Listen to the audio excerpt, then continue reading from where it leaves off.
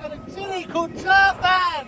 In the next few days, I will go to several cities in northern Xinjiang, from Turpan to Urumqi, and finally to Tacheng on the China-Kazakhstan border.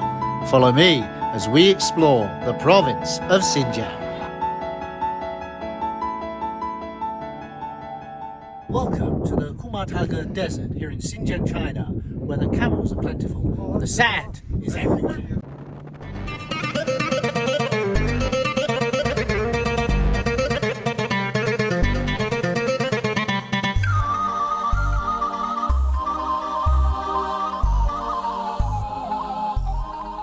Dune buggies on the desert, and we're going to go up the dune here. Lydia's very excited, I'm excited as well. They've told me not to hold your phone because it's very bumpy, I'm going to lose it. But if I don't hold my phone, what am I going to take a video of? So I'm going to try it anyway. Here we go. Are you excited? Yeah.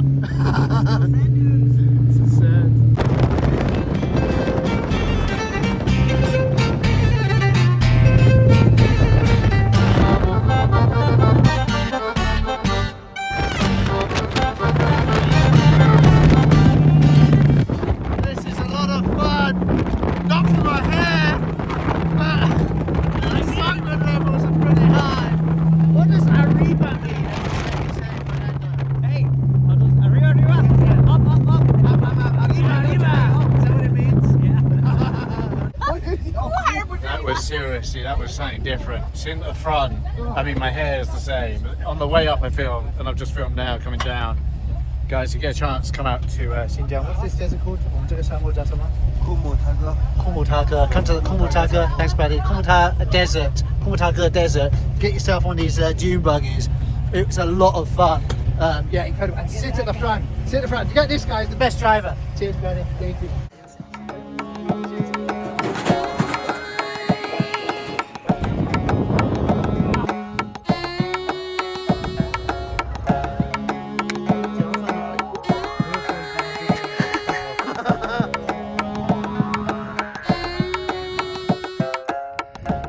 I do love a camel ride. Here we go. This is it.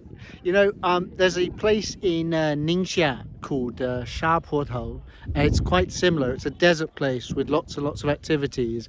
And here in Xinjiang, in the Kumataga Desert, they're doing something similar. So we've just been on the dune buggies, which was brilliant, by the way. Thoroughly recommend it. And now we're on the camels.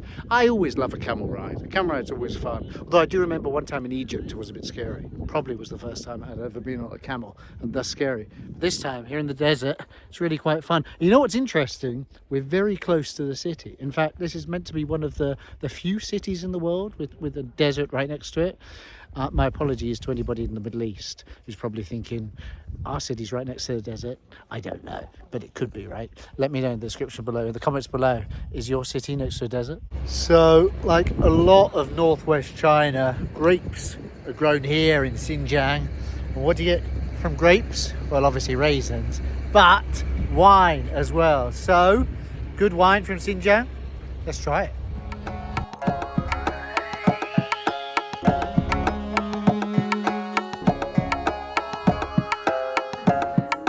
So you can see behind me, these are imported oak barrels. The wine is stored in.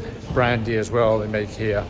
Upstairs you have the wine, those barrels as well, and then down here you have some more, and we sort of really are in the cellar now. And this is interesting. This is Wahan. He's a famous TV presenter here in China, and this is his collection. So if you're rich or famous, I think the main thing is rich, but fame often brings riches.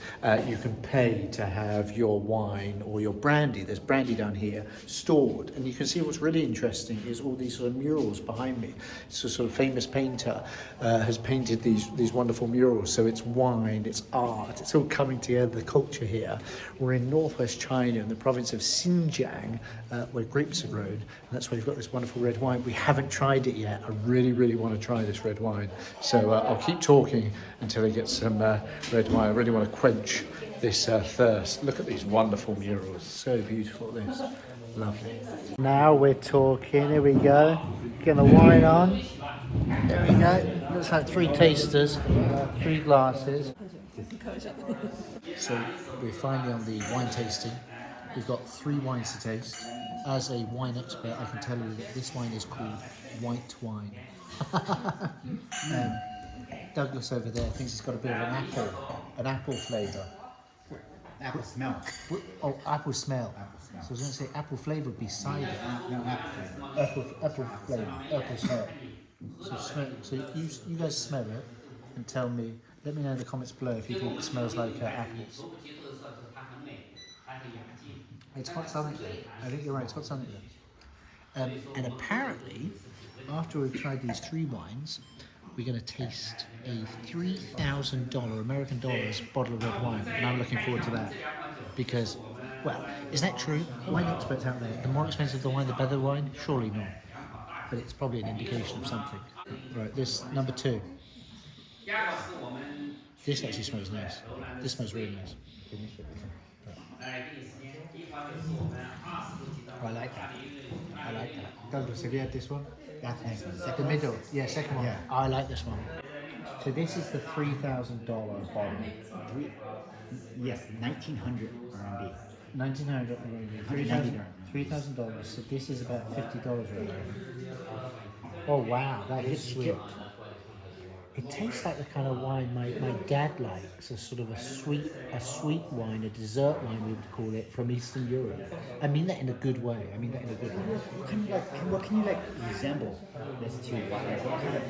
No, well, that's what I'm saying. If you've had, in Britain, we're rather fond of these sweet dessert, we call them dessert wines from Eastern Europe. Very sweet, very rich. It smells like, it's like a fruit, it's really fruity.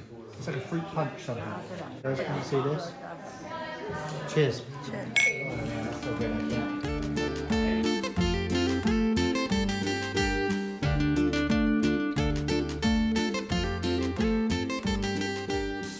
It's currently 7:30 p.m. Beijing time. It's important to say Beijing time in Xinjiang because China is such a huge country and Xinjiang is so far to the west that if China didn't have one time zone, probably you would make Xinjiang, Western China, a slightly different time zone. It's 7:30 and it's still a bit of daylight left, so I can film a little bit more. We're in the ancient town, the Jiaohe Guteng, which means an ancient town, a crossing of an ancient town.